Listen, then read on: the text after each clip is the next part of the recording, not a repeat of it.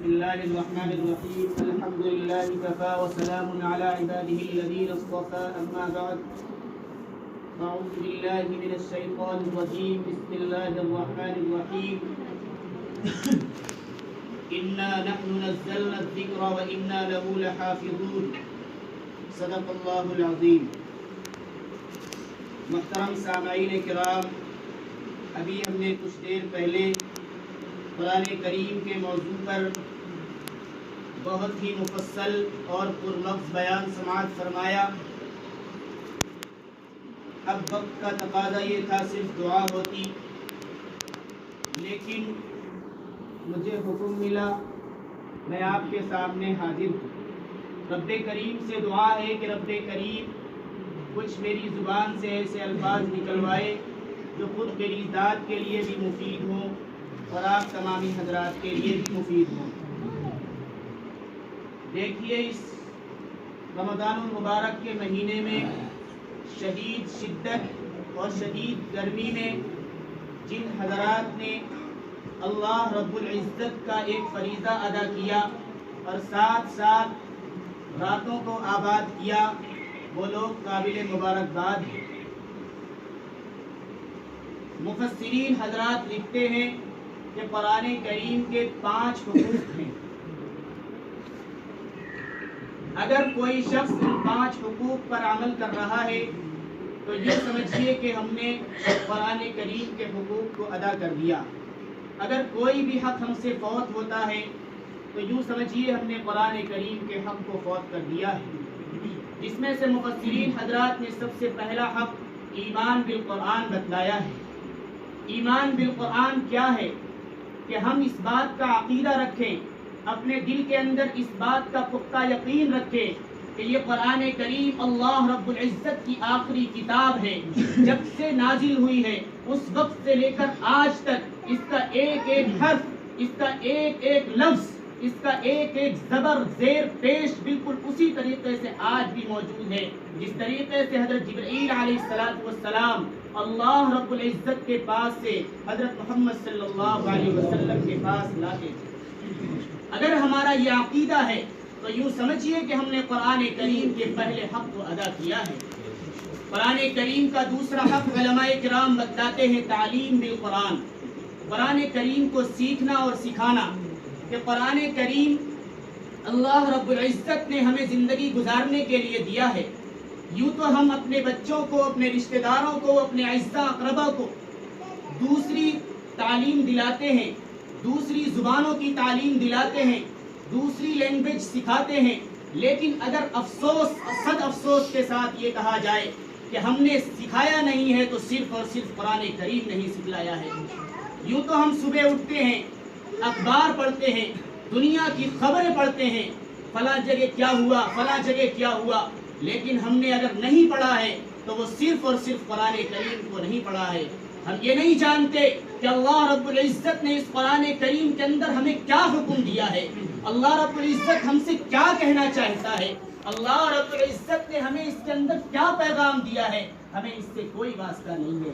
اس لیے کہنے کا تقاضا یہ ہے کہ اگر ہم نے قرآن اب تک نہیں سیکھا ہے تو ہمیں کسی حافظ، کسی عالم کو لگا کر سیکھنا چاہیے، اور ہمیں یہ نیت کرنی چاہیے کہ ہم بھی اپنی اولاد کے اندر کوئی حافظ قرآن بنائیں گے، قرآن کریم کی تعلیم دلائیں گے، ان کو اس لائق بنائیں گے کہ کم سے کم وہ قرآن کریم کی تلاوت کر سکے. ہم فضائل اعمال پڑھتے ہیں. حضرت شیخ زکریا رحمۃ اللہ علیہ نے لکھا ہے کہ میری گھر کی عورتوں کا یہ حال ہے کہ رمضان المبارک کے مہینے میں تمام کام کاج کرنے کے بعد 20 پارے 15 پارے روزانہ تلاوت کر لیا کرتی ہیں. ہم ذرا دیکھیں کہ ہم کتنا پڑھتے ہیں. ہم قرآن کریم اگر ہمارا حفظ ہے تب بھی ہم نہیں پڑھتے. قرآن کریم اگر ہم ناظرہ پڑھے ہوئے ہیں تب بھی ہم سے پاؤ پارے کی تلاوت نہیں ہوتی ہے. افسوس کی بات ہے کہ قرآن کریم جیسی نعمت اللہ رب العزت نے ہمیں دی تھی لیکن ہم نے اس کو بھلا دیا ہے. اس لیے اگر ہم قرآن کریم کو سیکھتے اور سکھاتے ہیں، اپنے اعزاء اقربا کو، اپنے رشتہ داروں کو، اپنے اولادوں کو قرآن کریم کی تعلیم دلاتے ہیں تو یوں سمجھیے کہ ہم نے قرآن کریم کے دوسرے حق کو ادا کیا ہے. اگر ہم سے اس میں کوتاہی ہو رہی ہے تو قرآن کریم کا دوسرا حق ہم سے چھوٹ رہا ہے. تیسرا حق علماء کرام نے بتلایا فہم بالقرآن. قرآن کریم کو سمجھنا. قرآن کریم ہم سے کیا کہتا ہے؟ زندگی کا کوئی بھی موڑ آئے، زندگی کا کوئی بھی موقع آئے، قرآن کریم کے اندر اس کے اندر ہمیں کیا پیغام دیا گیا ہے، اللہ رب العزت نے کیا حکم دیا ہے، ہمیں یہ سمجھنا ہے۔ مثال کے طور پر میں سورہ فاتحہ کی تفسیر آپ کے سامنے پیش کرتا ہوں۔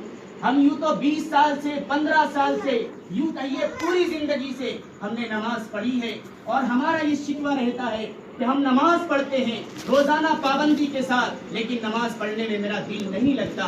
کیسے دل لگے کہ ہمیں جب یہی معلوم نہیں ہے کہ ہم اللہ کے سامنے کھڑے ہیں اور ہم اللہ سے کیا باتیں کر رہے ہیں، اللہ ہم سے کیا باتیں کر رہا ہے، اللہ ہم سے کیا چاہتا ہے، ہم اگر اس کو نہیں جانتے تو یہ بتائیے کہ ہمارا نماز میں کیسے دل لگے گا، کیسے من لگے گا؟ تو یوں دیکھیے کہ قرآن کریم کے اندر جو سورہ فاتحہ ہے اس کی تفسیر میں مختصراً آپ کے سامنے پیش کرتا ہوں کہ جس وقت اذان ہوتی ہے، بندہ اپنے کاروبار میں، اپنے گھر میں، اپنے اعزاء اقربا میں لگا ہوا ہوتا ہے، لیکن اس اذان کی صدا سنتے ہوئے وہ فوراً مسجد کی طرف جاتا ہے اور وہ اپنے ہاتھ پیر دھو کر کے یعنی وضو کر کے مسجد کے اندر بڑھتا ہے، اور گویا یہ اپنے فعل سے یہ کہنا چاہتا ہے اب تک میں دنیا کی گندگیوں میں تھا، اب تک میں دنیا کی ناپاکیوں میں تھا، میں نے اپنے ہاتھ کو دھویا ہے، میں نے اپنے چہرے اور اپنے پیر کو دھویا ہے، اب دھو کر کے اپنے کو پاک صاف کر کے میں اللہ کے دربار میں کھڑا ہوا ہوں۔ کھڑے ہو کر اللہ اکبر کہتا ہے، اشارہ یہ کرتا ہے کہ میں نے تمام دنیا کو پیچھے چھوڑ دیا ہے، اب میں صرف اور صرف آگے بڑھ رہا ہوں، اللہ کی طرف بڑھ رہا ہوں۔ اور آگے بڑھتے ہوئے اس نے ثنا پڑھی ہے، اعوذ باللہ بسم اللہ پڑھی ہے، اس کے بعد کہتا ہے اے اللہ میں پوری دنیا کو دیکھ کر آیا ہوں، میں نے تمام دنیا کو دیکھا ہے، لوگ پتہ نہیں کیسی کیسی تعریفیں کر رہے تھے، لیکن میرے دل میں یہ جذبہ ہوا کہ اگر کوئی تعریف کے لائق ہے تو وہ صرف اور صرف تیری ذات ہے۔ بندے نے کہا الحمدللہ رب العالمین۔ اس کے بعد بندہ آگے بڑھتا ہے، الرحمن، بندہ کہنا چاہتا ہے کہ اللہ میں دیکھتا ہوں کہ جو تیری عبادت کرتا ہے تو اسے بھی رزق دیتا ہے، جو تیری عبادت نہیں کرتا تو اسے بھی رزق دیتا ہے، جو مسلمان تو ہے لیکن کبھی تیرے گھر پر نہیں آتا تو اسے بھی رزق دیتا ہے، تیری یہی تو صفت ہے الرحمن۔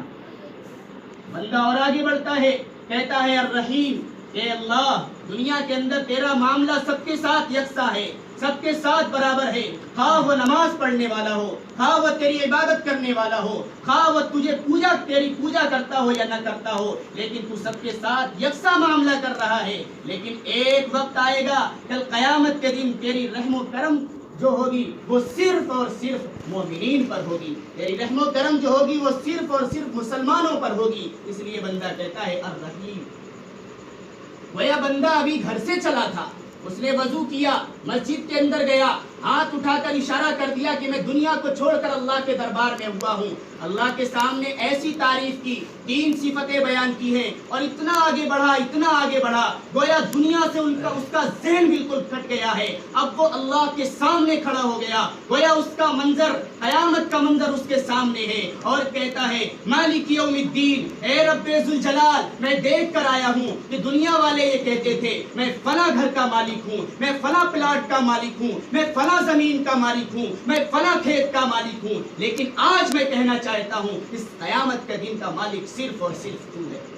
گویا اللہ رب العزت کے سامنے بندہ کھڑا ہے، اللہ رب العزت کی طرف سے ایک سوال ہوتا ہے کہ اے میرے بندے مجھے کم سے کم یہ تو بتا دے کہ تو کہنا کیا چاہتا ہے، تو ابھی اذان سن کے مسجد میں آیا تھا، تو نے اللہ کے سامنے ہاتھ باندھ کر کھڑا ہو گیا، تو نے الحمدللہ رب العالمین پڑھی ہے، تو نے الرحمن الرحیم پڑھا ہے، تو نے مالک یوم الدین کہہ دیا ہے، یہ بتا تو کہنا کیا چاہتا ہے؟ یہ سوال اللہ کی طرف سے پوشیدہ طور پر ہو رہا ہے۔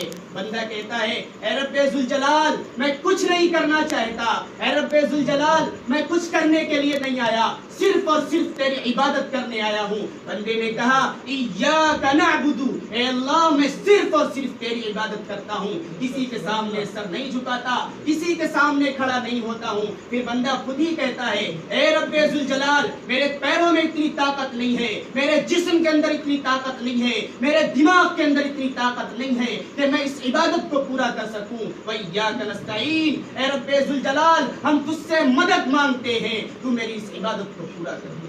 مجھے معلوم نہیں کہ میری یہ عبادت پوری ہوگی یا نہیں ہوگی، میں تجھ سے مدد چاہتا ہوں، تو میری اس عبادت کو پورا کرا دے۔ اللہ رب العزت کی طرف سے پھر سوال ہوتا ہے، اے میرے بندے، تو نے عبادت کی، مجھ سے مدد مانگی، اس سے تو کیا کہنا چاہتا ہے؟ بندہ کہتا ہے اہدنا الصراط المستقیم، میں تجھ سے کچھ نہیں مانگتا، میں تیری عبادت کر کے تجھ سے مدد مانگ کے صرف اور صرف تیرا سیدھا راستہ چاہتا ہوں۔ اہدنا الصراط المستقیم، اے اللہ مجھے سیدھا راستہ عطا فرما دیجئے۔ اللہ رب العزت کی طرف سے ایک سوال ہوتا ہے، اے میرے بندے، میں نے دیکھا ہے قوم سمود کو سیدھا راستہ دکھایا تھا، قوم عاد کو سیدھا راستہ دکھایا تھا، مکہ کے کفار اور مشرکین کے سامنے اپنے آخری پیغمبر جناب محمد الرسول اللہ صلی اللہ علیہ وسلم کو بھیجا تھا اور ان کے ذریعے سے سیدھا راستہ دکھایا تھا، لیکن قوم عاد نے سیدھے راستے کو چھوڑ دیا اور غلط راستے کو اختیار کر لیا، قوم سمود نے سیدھے راستے کو چھوڑا، غلط راستے کو اختیار کر لیا، کفار مکہ کے کفار اور مشرکین نے جنت والے راستے کو چھوڑ کر جہنم والا راستہ اختیار کر لیا۔ کہ اگر میں تجھے بھی سیدھا راستہ دکھلا دوں، خدا نہ خواستہ کہیں ایسا نہ ہو تو بھی سیدھے راستے کو چھوڑ کر غلط راستہ اختیار کر لے۔ بندہ کہتا ہے اے رب ذوالجلال، آگے سن لے، صراط الذین انعمت علیہم، میں تجھ سے ان لوگوں کا راستہ مانگتا ہی نہیں ہوں، میں تجھ سے قوم سمود، قوم عاد، مکہ کے کفار اور مشرکین کا راستہ مانگتا نہیں ہوں، میں تو ان لوگوں کا راستہ مانگتا ہوں جن پر آپ کا انعام نازل ہوا ہے، میں تو ان لوگوں کا راستہ مانگتا ہوں جن کے راستے پر چلنے پر آپ راضی ہیں، میں تو انبیاء کا راستہ، میں تو صدیقین کا راستہ، میں تو شہداء کا راستہ، میں تو علماء کرام کا راستہ مانگتا ہوں۔ اگر اس طریقے سے بندے نے یہاں تک کہا، پھر بندہ خود ہی کہتا ہے اے رب ذوالجلال غیر المغضوب علیہم ولا الضالین، میں تو سیدھے راستے پر چلنا چاہتا ہوں، میں ان لوگوں کے راستے پر چلنا چاہتا ہوں جن پر آپ نے، جن راستے پر چلنے والوں کو آپ نے جنت کی بشارت دی ہے، آپ نے جنت میں نہروں کی بشارت دی ہے، آپ نے اس رمضان المبارک کے مہینے میں روزہ رکھنے والوں کے لیے جیسا آپ نے دعویٰ کیا ہے، حدیث قدسی ہے الصوم لی وانا اجزی بہ، روزہ میرے لیے ہے اور روزے کا بدلہ میں دوں گا، میں وہ والا راستہ چاہتا ہوں، میں کوئی دوسرا راستہ نہیں چاہتا۔ بندے نے خود کہہ دیا غیر المغضوب علیہم، اے اللہ مجھے وہ راستہ نہیں چاہیے جن پر آپ کا غصہ نازل ہوا ہے، جن پر چلنے سے آپ ناراض ہو جایا کرتے ہیں، مجھے وہ راستہ نہیں چاہیے۔ غیر المغضوب علیہم ولا الضالین، مجھے وہ راستہ بھی نہیں چاہیے جو لوگ سیدھے راستے سے بھٹک چکے ہیں، جو لوگ گمراہ ہو چکے ہیں۔ اجب اس طریقے سے ہم قرآن کریم کے مفہوم کو، قرآن کریم کے مطلب کو سمجھ کر نماز پڑھیں گے، یقین کر کے سینے پر ہاتھ رکھ کر آپ بتلائیے کیا ہمارا نماز میں، عبادتوں میں دل نہیں لگے گا؟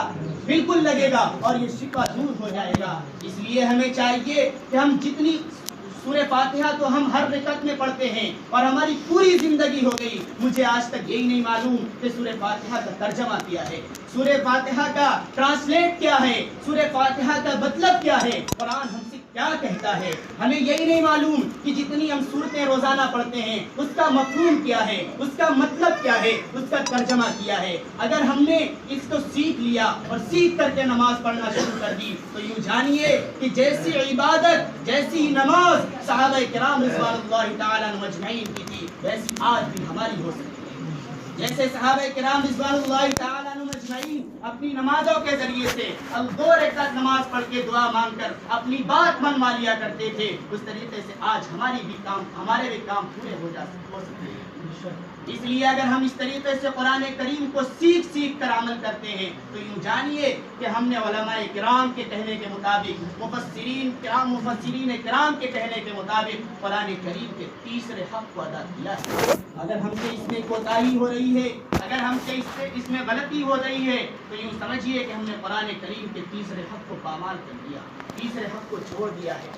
علماء کرام لکھتے ہیں قرآن کریم کا چوتھا حق عمل بالقرآن ہے، جتنا ہم سیکھیں اتنا ہم اس پر عمل کریں۔ آج ہم سب کچھ جانتے ہیں کہ ہمیں نماز پڑھنی ہے، قرآن کریم ہم سے کہتا ہے اقیموا الصلاۃ، لیکن ہم نماز نہیں پڑھتے۔ قرآن کریم ہم سے کہتا ہے وآتوا الزکاۃ، 52.5 تولہ چاندی، 7.5 تولہ سونا، اتنی مالیت ہونے کے باوجود ہم زکوٰۃ نہیں دیتے۔ یوں جانیے کہ ہم نے قرآن کریم کے چوتھے حق کو چھوڑ دیا ہے۔ قرآن کریم تو ہم سے کہتا ہے کہ یا ایھا الذین آمنوا اتقوا اللہ وکونوا مع الصادقین، اے ایمان والو اللہ سے ڈرو، سچوں کے ساتھ رہو۔ मुफस्सिरीन कहते हैं सच्चों से मुराद क्या है? सच्चों से मुराद उलमाए किराम हैं, सच्चों से मुराद हुफ्फाज़े किराम हैं, सच्चों से मुराद हदीस का इल्म रखने वाले हजरात हैं। अगर हमने इनके साथ उठना बैठना, अपना ओढ़ना बिछौना बना लिया तो यूँ समझिए हम कुरान करीम के इस हक को भी पूरा कर रहे हैं। कुरान करीम का चौथा हक हमसे अदा हो रहा है, और अगर हमसे ये नहीं हो रहा तो यूँ समझिए कि हमने चौथे हक को छोड़ रखा है। आज पूरी दुनिया के अंदर, पूरे आलम के अंदर ये शिकवा है कि मुसलमान बस्ती में है, मुसलमान मारा जा रहा है, मुसलमान जुल्म की इस्तिबदाल की चक्की में पीसा जा रहा है। क्यों?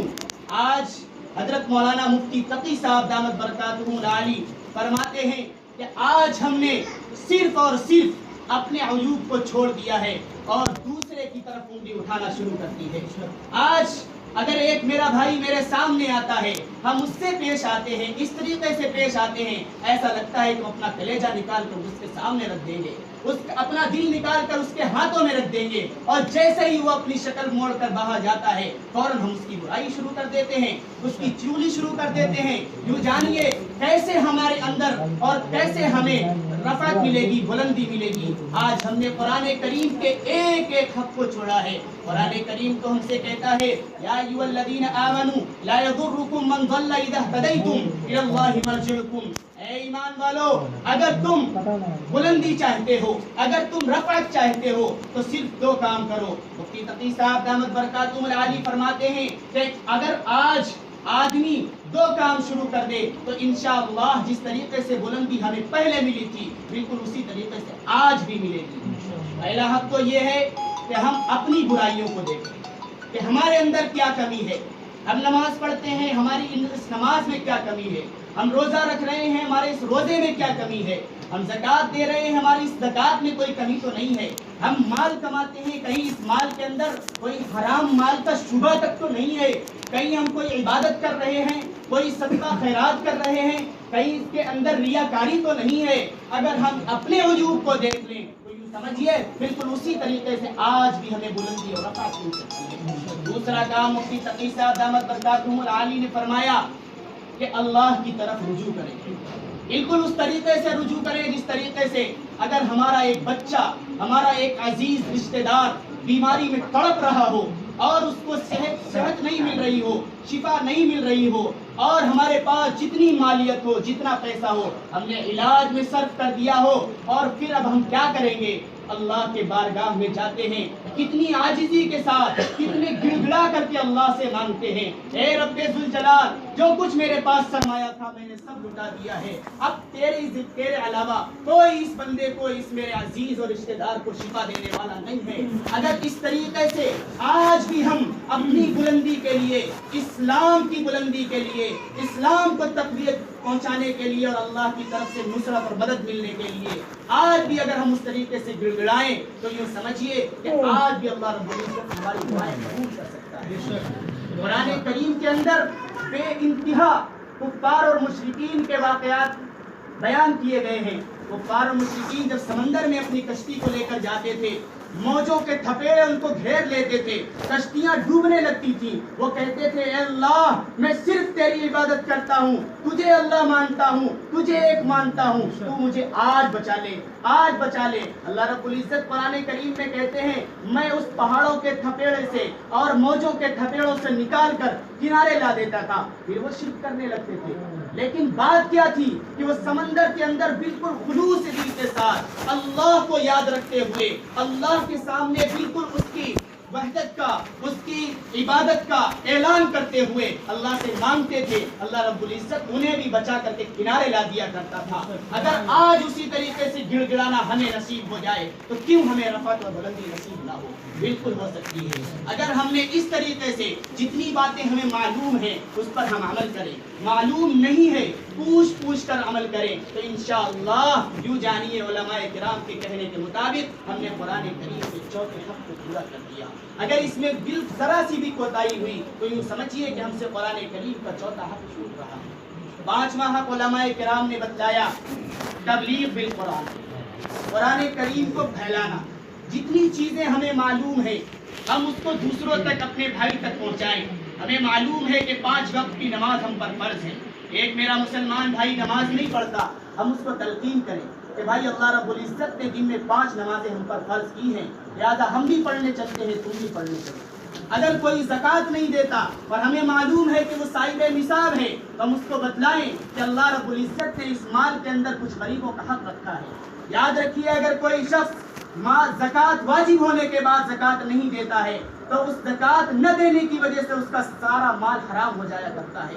اگر وہی مال ہماری غذا بنے گا، اگر ہمارے اعزا اقربا کے اندر جائے گا تو یوں سمجھیے کہ آج کیسے ہمیں عبادت میں خلوص ملے گا، کیسے ہمیں عبادت میں دل لگے گا، کیسے ہماری اولاد ہم سے فرما بردار ہوگی. آج یہ شکایت ہوتی ہے کہ میری اولاد میری بات نہیں مانتی، میرے اعزا اقربا میرا مشورہ نہیں مانتے. یاد رکھیے کہیں نہ کہیں اس میں حرام مال کا شبہ ہے. ہمیں چاہیے کہ ہم اپنے مال کا، اپنی کمائی کا تجزیہ کریں اور یہ جانیں کہ کہیں ہمارے اس مال کے اندر حرام مال تو ملا ہوا نہیں ہے، کہیں ہمارے اس مال کے اندر حرام مال کا شبہ تک تو نہیں ہے.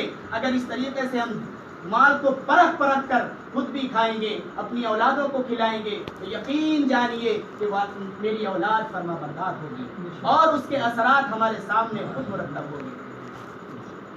ہم دیکھتے ہیں کہ مدارس کے اندر چھوٹے چھوٹے بچے قرآن کریم پڑھتے ہیں، یہ بھی قرآن کریم کا 5واں پر عمل ہے. قرآن کریم سیکھتے سکھاتے ہیں. ایک استاذ بیٹھ کر کے اپنا علم چھوٹے بچوں کو منتقل کرتا ہے، ایک محدث بیٹھ کر کے اپنا علم اپنے ایک طالب علم کے سامنے پیش کرتا ہے. اسی طریقے سے تبلیغی جماعت کے اندر جب ہم نکلتے ہیں تو ہم وہ گول دائرہ بنا کر کے قرآن کریم سیکھتے اور سکھاتے ہیں. یہ بھی قرآن کریم کی تبلیغ ہے. اگر اس طریقے سے ہم قرآن کریم سیکھ رہے ہیں، جتنا ہمیں معلوم ہے ہم دوسروں تک پھیلا رہے ہیں، تو یوں سمجھیے کہ ہم نے قرآن کریم کے 5ویں حق کو ادا کیا ہے.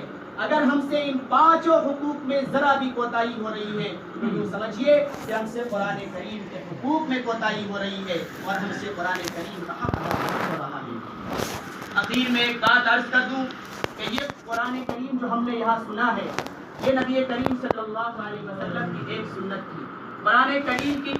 قرآن کریم تراویح کے اندر پورا مکمل سننا ایک سنت ہے، اور چاند نکلنے سے لے کر چاند دوبارہ دیکھنے تک تراویح 20 رکعت روزانہ پڑھنا یہ ایک مستقل دوسری سنت ہے.